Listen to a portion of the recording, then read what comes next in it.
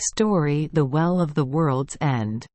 Once upon a time, and a very good time it was, though it wasn't in my time, nor in your time, nor anyone else's time, there was a girl whose mother had died, and her father had married again.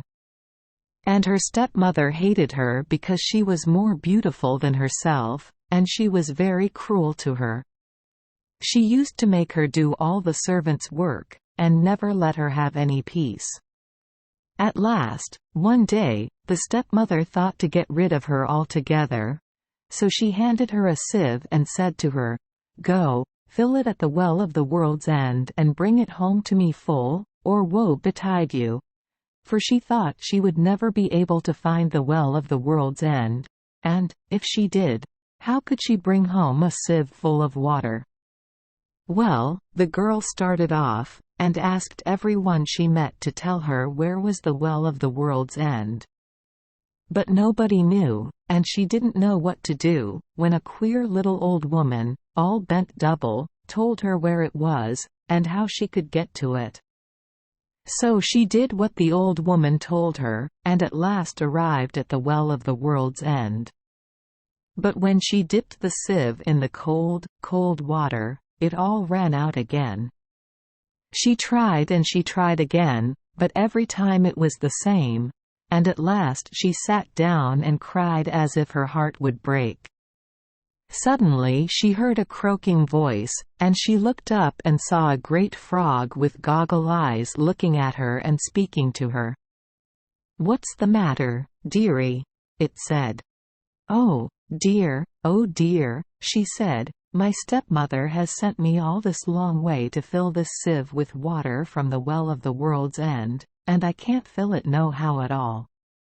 "Well," said the frog, "if you promise me to do whatever I bid you for a whole night long, I'll tell you how to fill it." So the girl agreed, and then the frog said, "Stop it with moss and daub it with clay, and then it will carry the water away." And then it gave a hop, skip and jump, and went flop into the well of the world's end. So the girl looked about for some moss, and lined the bottom of the sieve with it, and over that she put some clay, and then she dipped it once again into the well of the world's end. And this time, the water didn't run out, and she turned to go away. Just then the frog popped up its head out of the well of the world's end, and said, "Remember your promise." "All right," said the girl, for thought she, "What harm can a frog do me?" So she went back to her stepmother, and brought the sieve full of water from the well of the world's end. The stepmother was fine and angry, but she said nothing at all. That very evening they heard something tap-tapping at the door low down, and a voice cried out, "Open the door, my hinny, my heart, open the door, my own darling. Mind you the words that you and I spoke, down in the meadow, at the world's end." "Well, whatever can that be?" cried out the stepmother, and the girl had to tell her all about it, and what she had promised the frog. "Girls must keep their promises," said the stepmother. "Go and open the door this instant." For she was glad the girl would have to obey a nasty frog. So the girl went and opened the door, and there was the frog from the well of the world's end. And it hopped, and it skipped, and it jumped, till it reached the girl, and then it said, "Lift me to your knee, my hinny, my heart, lift me to your knee, my own darling. Remember the words you and I spoke, down in the meadow by the world's end." Well, but the girl didn't like to, till her stepmother said, "Lift it up this instant, you hussy." Girls must keep their promises.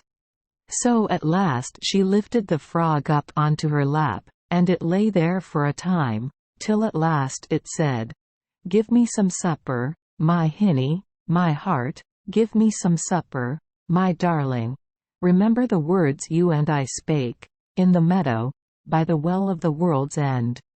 Well, she didn't mind doing that, so she got it a bowl of milk and bread, and fed it well. And when the frog had finished, it said, "Go with me to bed, my hinny, my heart, go with me to bed, my own darling. Mind you the words you spake to me, down by the cold well, so weary."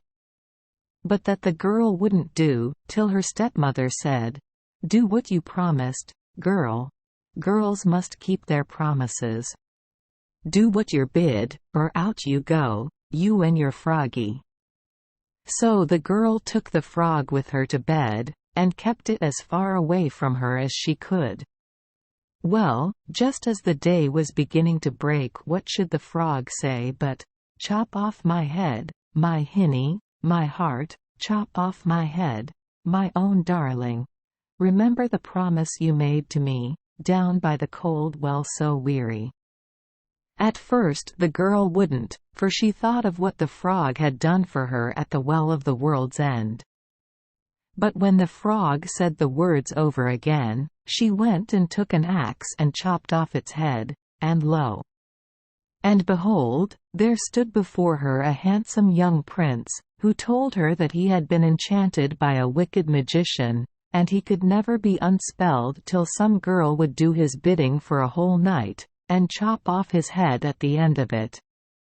The stepmother was that surprised when she found the young prince instead of the nasty frog, and she wasn't best pleased, you may be sure, when the prince told her that he was going to marry her stepdaughter because she had unspelled him. So they were married and went away to live in the castle of the king, his father, and all the stepmother had to console her was, that it was all through her that her stepdaughter was married to a prince. Thank you for joining us for today's fairy tale. We hope these stories bring joy and meaning to your day. If you love our channel, please hit the subscribe button so you won't miss any exciting tales. Wishing you a good night and sweet dreams. See you in the next story.